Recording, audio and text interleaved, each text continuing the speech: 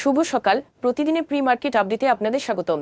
ডিএসসিএক্স টানা তৃতীয় কার্যদিবস ধরে ইতিবাচক অবস্থান ধরে রেখেছে এবং তারই ধারাবাহিকতায় এটি 54.63 পয়েন্ট বা 1.11% বেড়ে 4,965 পয়েন্টে দাঁড়িয়েছে।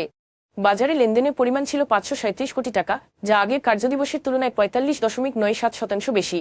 ডলার বিনিময় হার স্থিতিশীল রাখতে বাংলাদেশ ব্যাংক আজ বাণিজ্যিক ব্যাংকগুলোর কাছ থেকে প্রতি ডলার 122 টাকা 30 পয়সা দরে 187.5 মিলিয়ন মার্কিন ডলার কিনেছে। এর মাধ্যমে কেন্দ্রীয় ব্যাংক বিনিময় হার স্থিতিশীল রাখার উদ্যোগ অব্যাহত রেখেছে।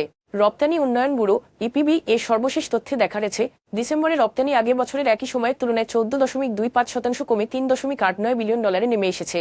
গত বছরের ডিসেম্বরে এ পরিমাণ ছিল 4.63 বিলিয়ন ডলার। এর আগে নভেম্বরে রপ্তানি 5.54% কমেছিল। Bangladesh securities and exchange commission BSEC public offer of equity securities rules 2025 জারি করেছে।